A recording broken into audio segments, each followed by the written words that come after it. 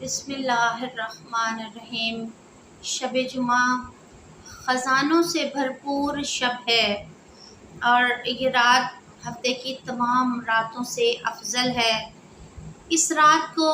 باقی راتوں کے نسبت امتیازی حیثیت حاصل ہے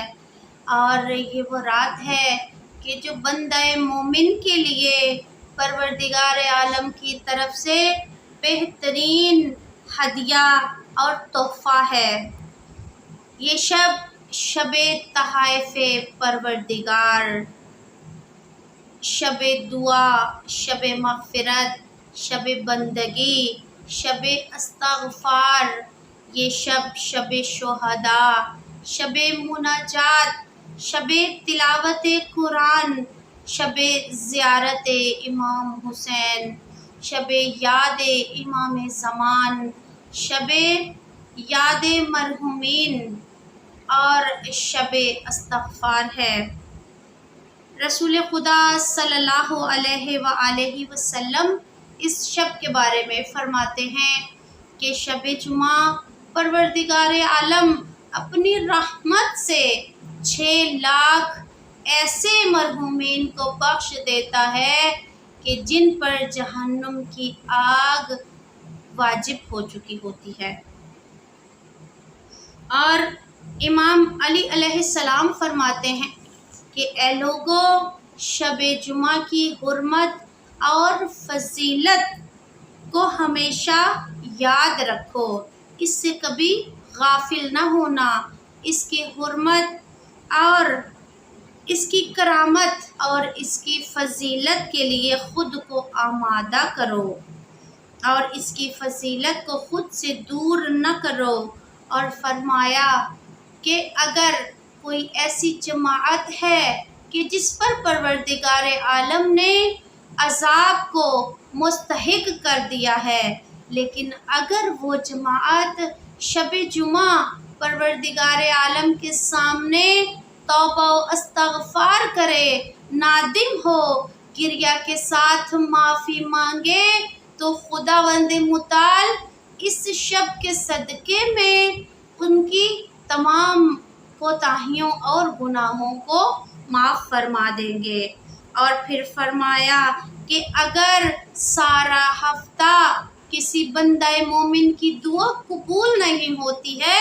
تو وہ شب جمعہ دعا مانگے، پروردگار اس دعا کو قبول فرمائیں گے۔ پھر امام جعفر صادق، امام محمد باقر علیہ السلام سے روایت ہے کہ شب جمعہ پروردگار عالم آسمان پر ایک فرشتے کو مقرر فرما دیتے ہیں اور وہ فرشتہ ابتدائے شب سے انتہائے شب تک، یہاں تک کہ طلوع سحر تک وہ فرشتہ ندا دیتا ہے خداوند متعال کی جانب سے اور کہتا ہے کہ خدا کہتا ہے کوئی حاجت مند کہ میں آج کی شب اس کی حاجت کو پورا کروں، کوئی ہے بیمار جو شفا چاہتا ہے میں اس کو شفا عطا کروں، ہے کوئی ایسا جو ظالم کے ظلم سے پریشان ہے وہ مجھ سے نجات طلب کرے، میں اسے نجات عطا کروں گا، ہے کوئی جو تنگی میں ہے میں اس کے رزق کو فراوانی میں بدل دوں کہ وہ مجھ سے مانگے۔ بس یہ وہ شب ہے کہ جو بھی مانگے، چاہے بیماری سے شفا مانگے، اولاد مانگے، کچھ بھی مانگے، پروردگار عالم نے اپنی رحمت اور خزانوں کے دروازے اس شب میں کھول دیے ہوتے ہیں۔ اور پھر فرمایا کہ اگر انسان کے اندر طاقت ہو تو وہ اس شب پہ شب بیداری کرے اور خداوند متعال کے حضور مناجات، دعاؤں، عبادت اور راز و نیاز میں مصروف رہے۔ اور اس شب بندہ مومن کو ضرور دعا مانگنی چاہیے اپنے لیے اور باقی تمام اپنے ہمسایوں، رشتہ داروں، اولاد، والدین اور دیگر مومنین و مومنات کے لیے، اور سب سے بڑھ کر جو دعائیں مانگنی چاہیے اس شب، وہ مرحومین کے لیے دعا ہے۔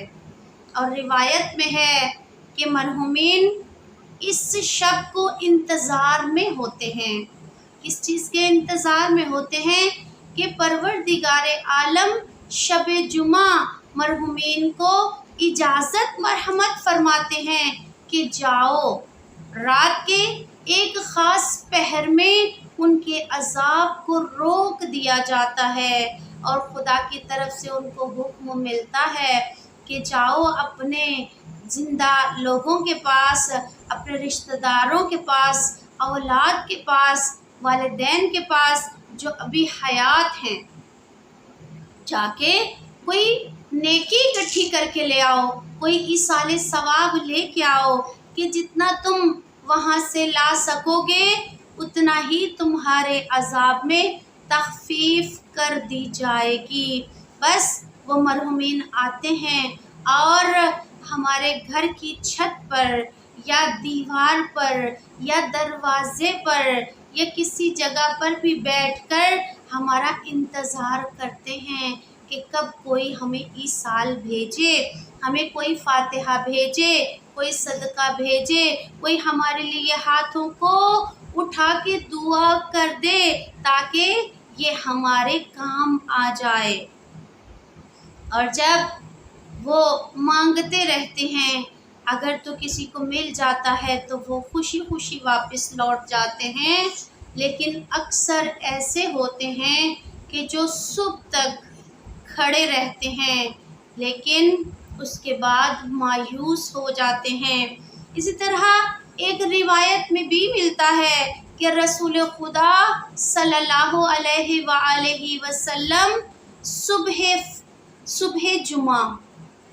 نماز کے بعد بہت زیادہ پریشان بیٹھے ہوئے تھے مسجد نبوی میں، یہاں تک کہ گریہ فرما رہے تھے، اور جب اصحاب آئے انہوں نے دیکھا یا رسول اللہ اس طرح سے گریہ کیوں فرما رہے ہیں، اس رونے کا سبب کیا ہے؟ تو رسول خدا صلی اللہ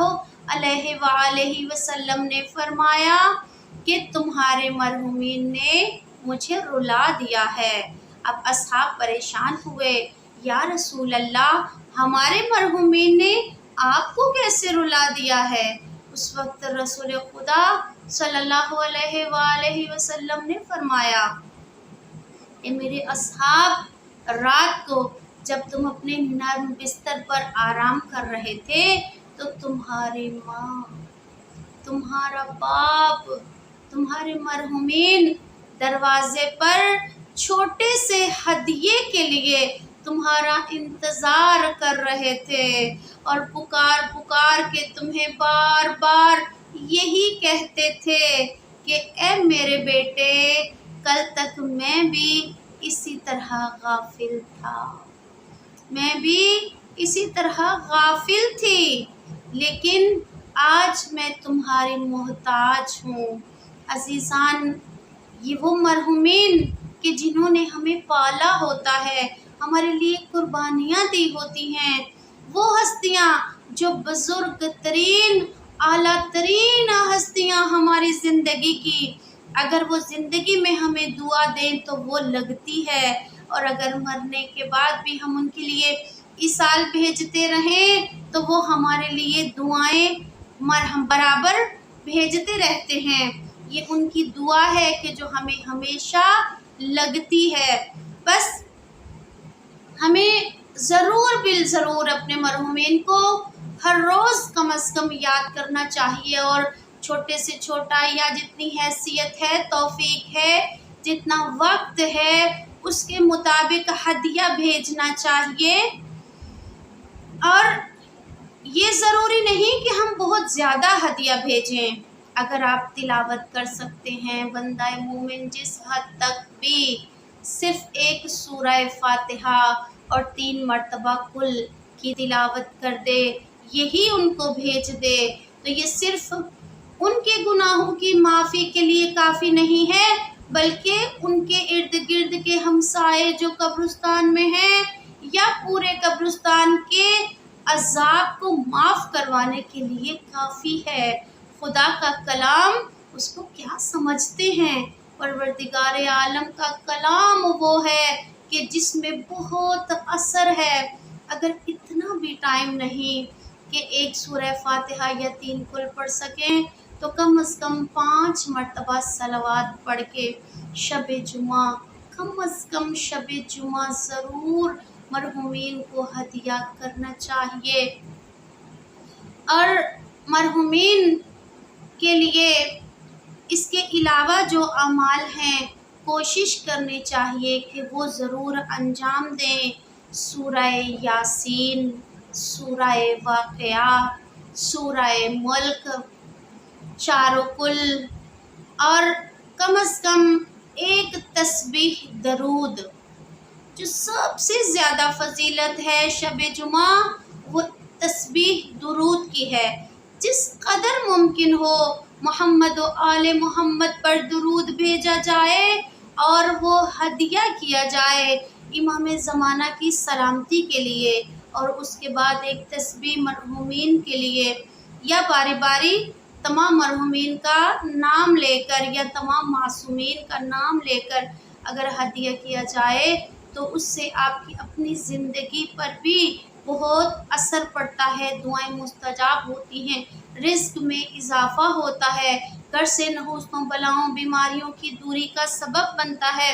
خدا کی خوشنودی کا سبب بنتا ہے۔ مرحومین ہمارے لیے دعا کریں گے۔ امام زمانہ کی سلامتی کے لیے جب ہم تسبیح پڑھ کے بھیجتے ہیں تو پھر امام ہماری سلامتی کے لیے ہاتھوں کو اٹھا کے دعا کرتے ہیں، اور اگر زمانے کا امام ہمارے لیے دعا کر دے یا ہمارے والدین ہمارے لیے دعا کر دیں تو ہو ہی نہیں سکتا کہ پروردگار عالم اس کو مستجاب نہ فرمائے۔ اور اس شب کوشش کرنی چاہیے کہ اپنے زمانے کے امام سے توسل کیا جائے، چھوٹے سے چھوٹی کوئی چیز پڑھ کر یا زیارت پڑھ کر، زیارت وارثہ پڑھ کر، زیارت امام حسین پڑھ کے، زیارت ناہیہ پڑھ کے، یا زیارت آل یاسین یا دعائے ندبہ پڑھ کر، اور اگر اتنا وقت نہیں ہے تو کم از کم 2 رکعت سلامتی امام زمانہ پڑھ کے ہدیہ کیجئے امام زمانہ کو۔ یہ وہ شب ہے کہ جس شب میرے پورے ہفتے کے اعمال امام کے سامنے جاتے ہیں۔ بس انتہائی عاجزی کے ساتھ اس نماز کے بعد خدا سے دعا مانگیں اور امام کے سامنے بھی پشیمانی کا اظہار کریں کہ اے میرے زمانے کے امام، اے میری ذات کے وارث، اے وہ کہ جو سب سے زیادہ خدا کے بعد میرے نزدیک ہیں اور میری ہدایت کا سبب ہیں، جن کی وجہ سے میری زندگی پر رحمت آ رہی ہے، میں وہ حق ادا نہیں کر پائی کہ جو مجھے کرنا چاہیے تھا، میں اس طرح سے آپ کی محبت میں عمل نہیں کر پائی جس طرح سے مجھے کرنا چاہیے تھا۔ بس یہ جو کوتاہیاں ہیں ان سے صرف نظر فرمائیے تاکہ آئندہ ان کوتاہیوں کو میں نہ دہراؤں۔ اسی طرح اس شب جب تسبیح پڑھیں، درود پڑھیں، دعا پڑھیں، زیارت پڑھیں، تلاوت کریں تو اس کے بعد ہاتھوں کو اٹھائیں اور دعا مانگیں۔ سب سے پہلے اپنے والدین یا اس سے پہلے زمانے کے امام کے لیے، پھر اپنے والدین کے لیے، اور اس کے بعد باقی دیگر مومنین و مومنات، دوستوں، رشتہ داروں، ہمسایوں، بہن بھائیوں کے لیے دعا مانگیں۔ اس شب روایت میں ہے کہ اگر کوئی 10 مومنین و مومنات کا نام لے کر دعا مانگتا ہے یا ان کی مغفرت کے لیے دعا کرتا ہے تو اللہ ایسی شخص پر جنت کو واجب قرار دیتا ہے۔ اور بس یہی نہیں بلکہ دوسروں کے لیے دعا مانگنا سنت جناب فاطمہ الزہرا ہے، اور امیر المومنین امام علی علیہ السلام بھی ان کی بھی یہی عادت تھی اور